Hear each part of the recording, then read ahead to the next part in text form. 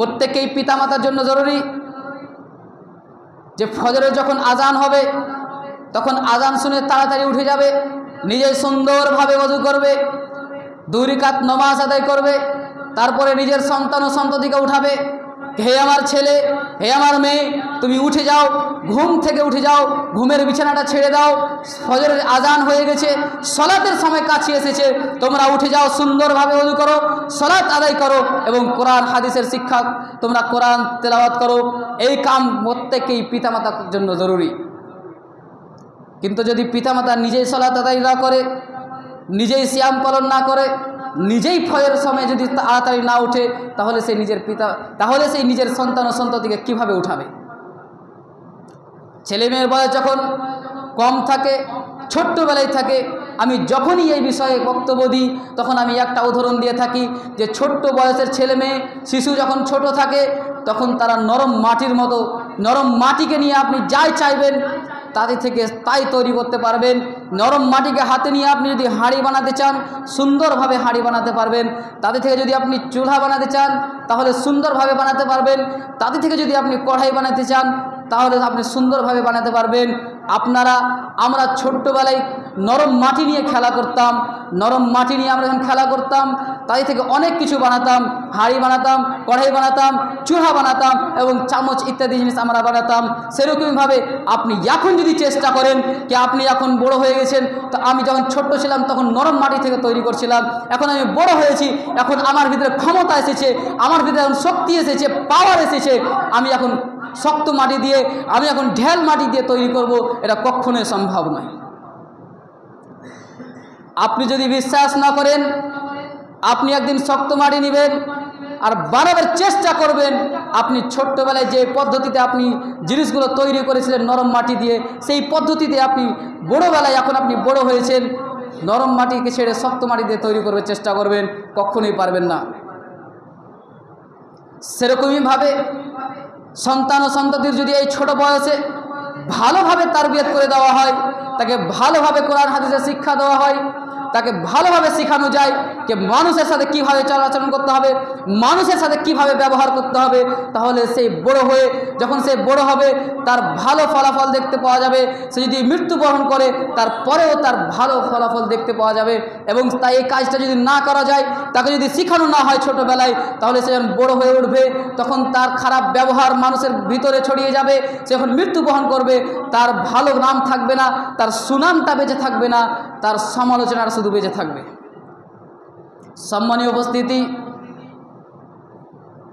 সন্তান ও সন্ততি শিশু যখন ছোট থাকে তার ভিতরে কয়েকটা খারাপ স্বভাব দেখতে পাওয়া যায়, যেমন ঝুট, মিথ্যা কথা বলা, চুরি করে নেওয়া, গালাগুলি করা এবং কার সাথে ঘোরাফেরা করে এর কোনো থাকে না, এর কোনো জানা থাকে না, কার সাথে উঠে কার সাথে বসে।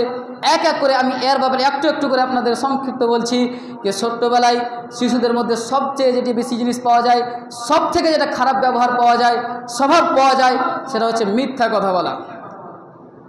ছোটবেলায় শিশুরা অনেকেই মিথ্যা কথা বলে। প্রত্যেকেই পিতামাতার জন্য জরুরি, প্রত্যেকেই পিতামাতার করণীয় রয়েছে যে যখন নিজের সন্তানকে মিথ্যা কথা বলতে দেখবে, ঝুট কথা বলতে দেখবে, তখন তাড়াতাড়ি তাকে শাসন করবে, তাড়াতাড়ি তাকে বলবে যে মিথ্যা কথা বলা হচ্ছে কবিরা গুনাহ, মিথ্যা কথা বলা হচ্ছে জঘন্য অপরাধ, তুমি মিথ্যা কথা থেকে বঞ্চিত থাকো, তুমি মিথ্যা কথা থেকে বেঁচে থাকো। কারণ আল্লাহ রাসূল সাল্লাল্লাহু আলাইহি ওয়াসাল্লাম হাদিসে বর্ণনা করেন, আলাইকুম বিসসিদক ফাইন্না সিদকা ইয়াহদি ইলাল বির ওয়া ইন্নাল বিররা ইয়াহদি ইলাল জান্নাহ, যে তোমরা সত্যকে ধরে রাখো, তোমরা সত্যকে ধরে রাখো, কারণ সত্য ভালো কাজের দিকে নিয়ে যায়, সত্য সৎ কাজের দিকে নিয়ে যায় এবং সৎ কাজ তোমাদেরকে জান্নাতের দিকে নিয়ে যায়। ওয়া ইয়াকুম ওয়াল কাযিব ফাইন্নাল কাযিবা ইয়াহদি ইলাল ফুজুর, আর তোমরা মিথ্যা কথা থেকে বেঁচে থাকো, তোমরা মিথ্যা থেকে বেঁচে থাকো, কারণ মিথ্যা তোমাদেরকে বুরাইয়ের দিকে নিয়ে যায়, খারাপ কাজের দিকে নিয়ে যায়, অসৎ কাজ করতে বলে। ওয়া ইন্নাল ফুজুরা ইয়াহদি ইলাল জান্নাহ এবং ইয়াহদি ইলান নার, এবং মিথ্যা কথা এবং অসৎ কাজ তোমাদেরকে জাহান্নামের দিকে আগিয়ে নিয়ে যায়। এই হাদিস দ্বারা প্রমাণিত হয় যে মিথ্যা কথা বলা কত জঘন্য অপরাধ, তার কত বড় পাপ যে মিথ্যা কথা বললে পরে আপনি অসৎ কাজ করতে লাগবেন, আর অসৎ কাজ করলেই আপনি জাহান্নামে চলে যাবেন। আব্দুল্লাহ বিন আমির রাদিয়াল্লাহু তাআলা আনহু বলেন যে একদিন আল্লাহ রাসূল সাল্লাল্লাহু আলাইহি ওয়াসাল্লাম আমাদের বাড়িতে আসলেন। তখন আমার মা আমাকে আওয়াজ দিয়ে বললেন, আব্দুল্লাহ এখানে আসো, আমি তোমাকে কোনো জিনিস দিব। যখন আমি চলে আসলাম তখন আল্লাহ রাসূল সাল্লাল্লাহু আলাইহি ওয়াসাল্লাম আমার মাকে জিজ্ঞাসা করলেন যে তুমি কি তাকে সত্যিই কোনো জিনিস দিতে চাইছিলেন? তখন আমার আম্মা বলল, হ্যাঁ আমি তাকে একটা খেজুর দিতে চাইছিলাম। তখন আল্লাহ রাসূল বললেন, তুমি যদি তাকে এই খেজুরটা না দিতেন তাহলে তোমার নামে একটা মিথ্যে কথা বলার গুনাহ লিখে দেওয়া হতো। এরপরে ছোট্ট শিশুদের মধ্যে আরও একটা যে স্বভাবটা পাওয়া যায় সেটা হয় চুরি করে নেওয়া। ছোট্টবেলায় শিশুরা অনেকের পাড়া পড়োশের বাড়ি থেকে ছোট্ট ছোট্ট জিনিসগুলি চুরি করে নেয়। আব্বার পকেট থেকে, আম্মার পকেট থেকে, ভাই দাদার পকেট থেকে, চাচার পকেট থেকে সেই টাকা চুরি করে নেয়। পাড়া পড়োশের বাড়ি থেকে ডিম চুরি করে নেয়, দোকান থেকে বিস্কিট চুরি করে নেয়, চাল চুরি করে নেয়, ধান চুরি করে নেয়, আপনার বাড়িতেই নিয়ে আসে। কিন্তু আপনি বলেন না যে তুমি এই জিনিসটা পেলে কোথায়? আমি তোমাকে টাকা দিনি, আমি তোমাকে ধান দিনি, আমি তোমাকে চাল দিনি, তুমি বিস্কিট পেলে কোথায়? তুমি ডিম কোথা থেকে পেলে? আপনার করণীয়, যখন আপনি আপনার ছেলে মেয়ের কাছে এমন বস্তু দেখবেন, এমন জিনিস দেখবেন যে জিনিসটা আপনি তাকে দেননি, যে জিনিসটা কেনার জন্য তাকে টাকা পয়সা দেননি, আপনাকে খোঁজ করতে হবে, আপনাকে জিজ্ঞাসা করতে হবে যে তুমি এই জিনিসটা পেলে কোথা থেকে।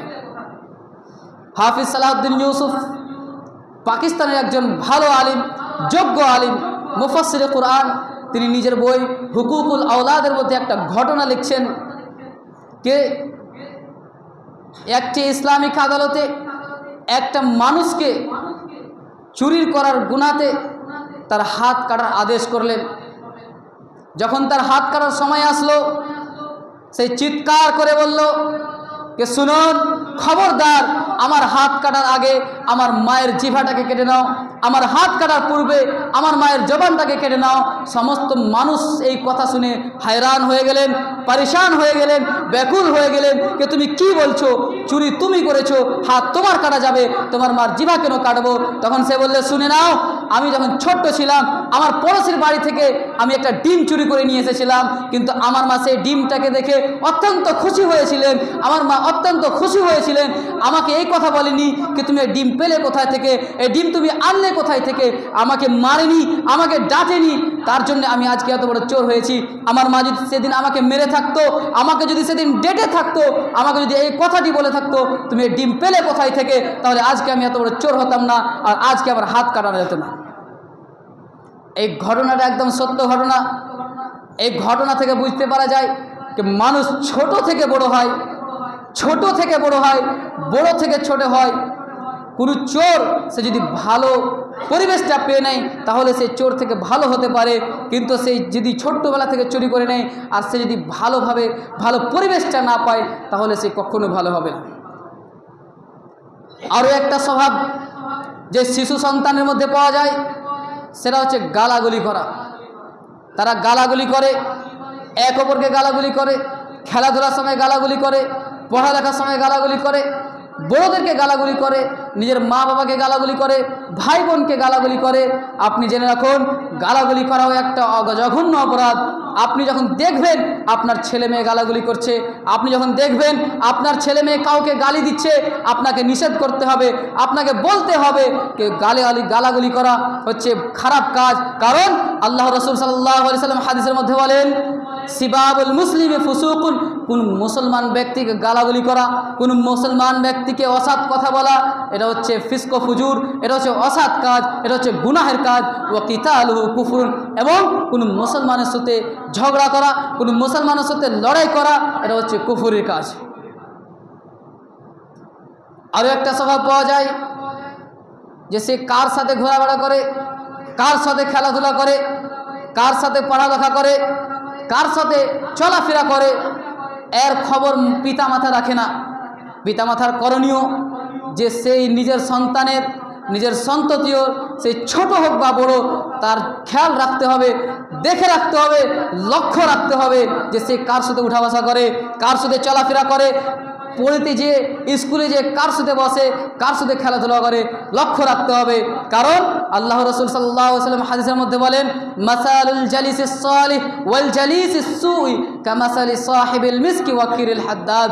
কে ভালো সঙ্গী এবং খারাপ সঙ্গীর উদাহরণ হচ্ছে এই যে একটা মানুষ যারা আতর বেচে, একটা মানুষ যারা সেন্টের ব্যবসা করে এবং একটা মানুষ যারা লোহা গরম করে, কামার যাকে বলা হয়, যারা লোহা গরম করে হেঁচা কেচ্চা বানায়, এর যে উদাহরণ হচ্ছে এই, লা ইয়াদামুকা মিন সাহিবিল মিস্ক তাশতারিয়াহু আও তাজিদু রিহাহু। কে যেই খুশবুর ব্যবসায়ী, তার পাশে যদি আপনি যান, তার দোকানে যদি আপনি যান, আপনি যদি তার কাছ থেকে কোনো জিনিস নাও কিনেন, তাহলে তাও তুমি ওখান থেকে তার ভালো সুগন্ধটা পাবে, তার সেন্টের আতরের সুগন্ধটা পাবে। এবং আপনি যদি কোনো কামারের দোকানে যেয়ে বসেন আর তার যদি ভাটি চালু থাকে, সেখানে যদি কয়লা পুড়ে লোহা গরম করে, তাহলে ওখান থেকে ফুনকি উঠবে। সেই ফুনকিতে আপনার শরীর পুড়তে পারে, আপনার গা পুড়তে পারে, আপনার জামা কাপড় পুড়ে যেতে পারে। এটা যদি না হয়, আপনার জামা কাপড় যদি না পুড়ে, তাহলে আপনাকে ওখান থেকে দুর্গন্ধ পেতে হবে। এটাই চূড়ান্ত। আপনি যেয়ে দেখবেন, একদিন এক্সপিরিয়েন্স করে দেখেন, যাবেন একদিন যারা সেন্টের ব্যবসায়ী, তাদের দোকানে বসে দেখবেন, আপনি যাবেন, আপনি যদি না কিনেন তাও আপনাকে একটু বের করে আপনাকে শুঙাবে, যে এই সেন্টটা টেস্ট করে দেখো, এই সেন্টটা শুঙে দেখো, এর সুগন্ধ কেমন আছে, ভালো আছে কি কম ভালো আছে। আর একদিন আপনি যে কামারের দোকানে বসে থাকেন, সামনে কামারের দোকান আছে, আপনি একদিন যাবেন যখন যার ভাটটি চালু থাকবে, যখন সেখানে কয়লা পুড়বে, সেখানে যখন সে লোহা গরম করবে আর লোহাকে পিটে পিটে পিটে পিটে যখন সেই নরম করবে, পাতলা করবে, তখন আপনি ওখানে বসে থাকবেন, আপনি দুর্গন্ধ পাবেন। এরকমইভাবে বাড়িতে, ঘরে ভালো পরিবেশ তৈরি করা মা বাবার জিম্মেদারি। ভালো পরিবেশ তৈরি করা, ভালো পরিবেশ তৈরি করা পিতামাতার করণীয়, পিতামাতার জিম্মেদারি, যে বাড়িতে তাকে ভালো পরিবেশ তৈরি করতে হবে। কারণ ছেলে মেয়ে যেটাই পরিবেশে পায়, মানুষ যেই পরিবেশে যায় সেই পরিবেশে পরিবর্তন হয়ে যায়। সে যদি ভালো পরিবেশে যায় সে ভালো হয়ে উঠবে, সে যদি খারাপ পরিবেশে যায় সে খারাপ হয়ে উঠবে। আল্লাহ রাসূল সাল্লাল্লাহু আলাইহি ওয়াসাল্লাম বলেন, কুল্লু মাউলুদিন ইউলাদু আলাল ফিতরা। সমস্ত শিশু যখন জন্মগ্রহণ করে, সমস্ত সন্তান সন্ততি যখন জন্মগ্রহণ করে, সে মুসলমান হয়ে জন্মগ্রহণ করে। ফাআবাওয়াহু ইউহাবিদানিহি আও ইউনাসরানিহি আও ইউমাজ্জিসানিহি। কিন্তু তার পিতামাতা তাকে ইহুদি বানিয়ে নেয়, মাজুসি বানিয়ে নেয়, খ্রিশ্চান বানিয়ে নেয়। এটা কেমনভাবে হয়? যখন সে ইহুদি খ্রিশ্চানের বাড়িতে জন্মগ্রহণ করে, তখন তাকে নিজের পরিবেশ হিসাবে তাকে ইহুদি খ্রিস্টান বানিয়ে নেয়। আর যখন সে মাজুসি বাড়িতে জন্মগ্রহণ করে, তখন পরিবেশ হিসাবে তাকে মাজুসি বানিয়ে দেয়। আর যখন সেই মুসলমানের বাড়িতে জন্মগ্রহণ করে, তাকে ইসলামিক পরিবেশ হিসাবে তাকে মুসলমান করে নেয়। সময় হয়ে গেছে, আমি আপনাদের সম্মুখে একটা হাদিস বলে আপনার বক্তব্য ইতি করব, যে আপনারা সব সময় নিজের সন্তানদের জন্য, সন্ততির জন্য ভালো দোয়া করবেন, তার সফলতার জন্য দোয়া করবেন।